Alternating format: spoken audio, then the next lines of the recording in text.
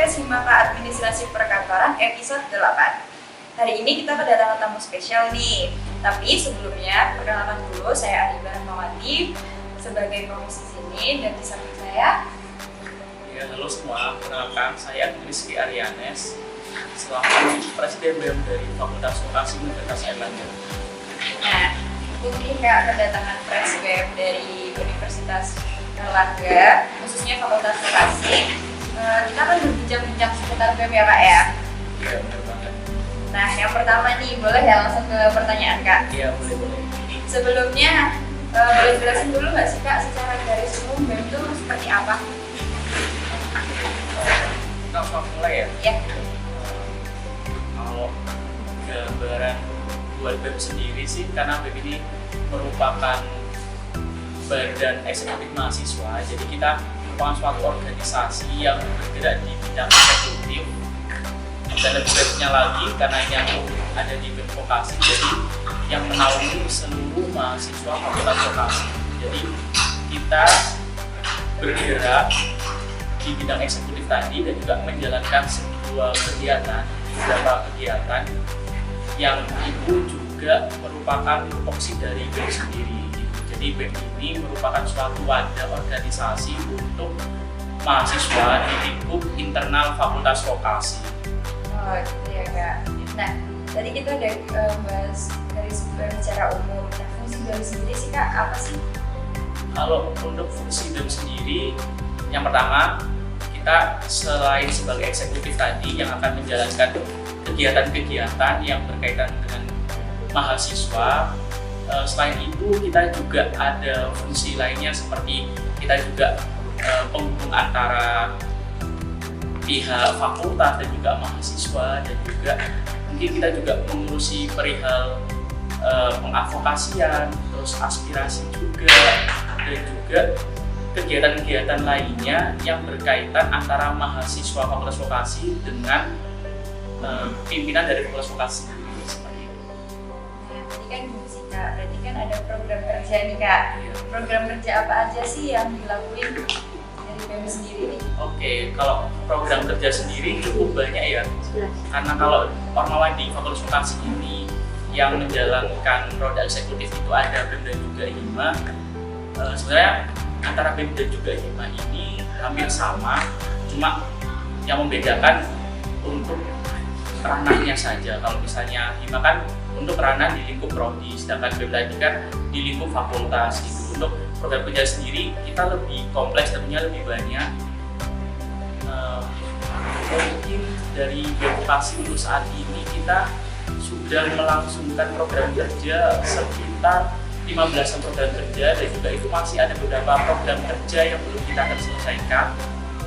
Dan untuk totalnya sendiri program kerja yang ada di BEM Vokasi ini kurang lebih sekitar 25 program kerja, dan juga itu belum termasuk agenda-agenda yang bersifat rutinan dan juga agenda-agenda yang bersifat dadakan yang di luar penyusunan rencana program yang kita buat dari awal.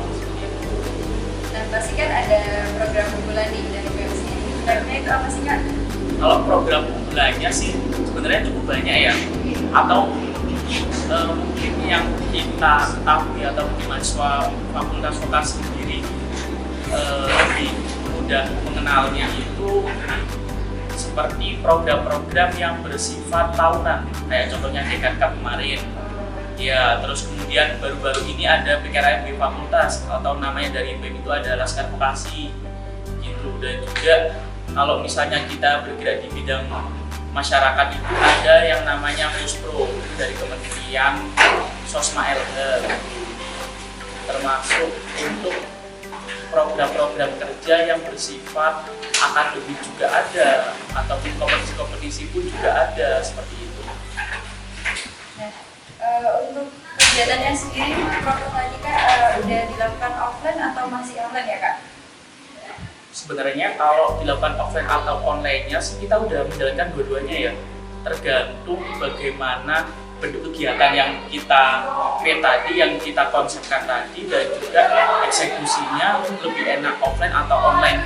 Jadi kita menyesuaikan aja sih, kayak misal kayak contohnya program seminar gitu ya. Dan kalau misalnya itu belum bisa dilangsungkan secara offline ataupun lebih efektifnya secara online, ya kita buat webinar saja gitu. Tapi ada beberapa proker yang itu harus kita wajibkan jalannya secara offline, karena itu tidak mungkin sama sekali kalau kita jalankan secara online. Contohnya tadi kayak kegiatan pengabdian, nggak mungkin dong kalau misalnya kita pengabdian ternyata online, ya kurang enak juga. Masa kita melakukan sosialisasi terus penyuluhan pengembangan desa kalau cuma lewat Zoom aja gitu. Itu ada sinyal. Nah benar, iya. Terus ada beberapa kegiatan-kegiatan lainnya yang bersifat harus wajib offline itu, seperti kayak semacam talk show gitu, dan juga workshop yang emang itu lebih apa ya, kayak istilahnya lebih enaknya itu, atau mungkin harus bisa dijalankan secara offline kayak gitu, kayak kurang greget, kayak kurang kena gitu kalau misalnya kita jalanin cuma online aja gitu istilahnya.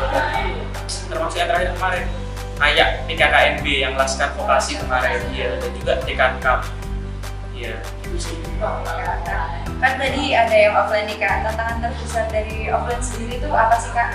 Kalau tantangan terbesar sendiri ya untuk program kerja atau kegiatan-kegiatan dari vokasi, yang pertama sih emang dari transisinya dulu sih, karena kita kan di tahun sebelumnya itu kita jalankan secara online semua mayoritasnya ya, dan juga sekarang ini ternyata kita dituntut untuk bisa dilaksanakan secara offline. Jadi yang pertama itu melalui transisinya tadi, kita harus bisa adaptasi bagaimana cara menjalankan kegiatan offline dan juga menyusun rencana kegiatannya seperti apa, karena kita juga langsung melibatkan peserta ataupun elemen yang itu harus datang secara langsung gitu, secara offline gitu. Jadi kita juga harus lebih menyiapkan matang-matang, termasuk peminjaman tempatnya juga, karena itu juga tempat itu salah satu wadah yang harus benar-benar kita perhatikan juga. Nah, misalnya kita juga harus meminjam dari aula vokasi mungkin, ataupun kalau misalnya di luar vokasi gitu, kita juga harus pinjam gedung-gedung yang ada di luar, termasuk kegiatan contohnya kemarin Dekan-Cup, kita juga harus menggunakan lapangan ya, dan itu juga harus nyewa di luar seperti itu. Termasuk mungkin agenda-agenda yang harus kita laksanakan secara offline.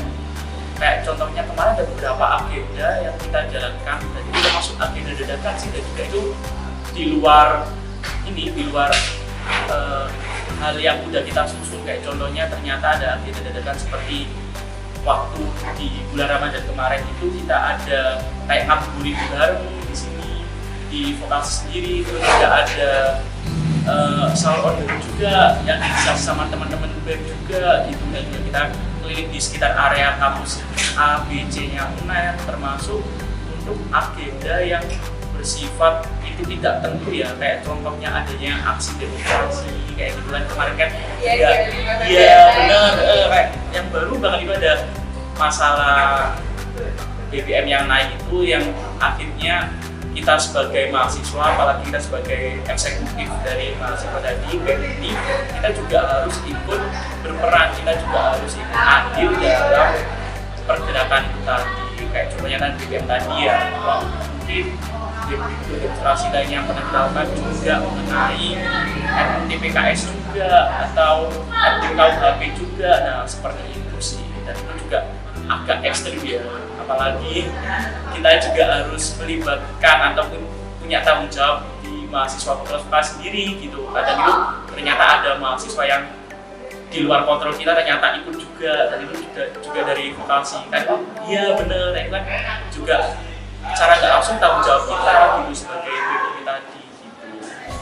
Jadi kakaknya sempat nyinggung masalah gitu ya, pasal-pasal itu. Iya, yang RUU di PKS. Ya itu, untuk itu Kak, tanggapan kakak sendiri itu gimana sih Kak kalau misalnya terjadi di lingkungan dan kakak sebagai presbemnya gitu, terjadi di lingkungan kampus UNER, apa tindakan yang kakak bisa lakukan?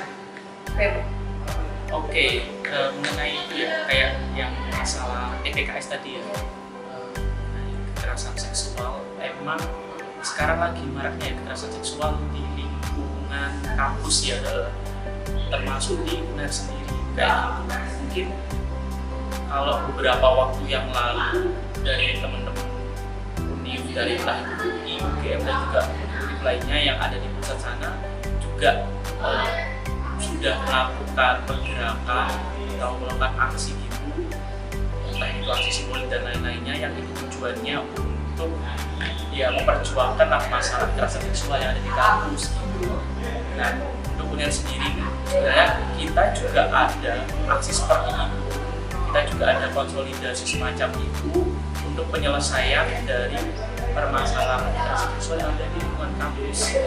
Kayak dari UNER pun sendiri itu beberapa waktu yang lalu mengadakan forum dengan BEM fakultas, termasuk melibatkan BEM dari kelas sendiri, karena kita juga ada kementerian yang emang untuk fokusnya di bidang pergerakan dan juga kesetaraan gender, perlindungan perlindungan gender tadi, dan itu kita harus terlibat juga di sana.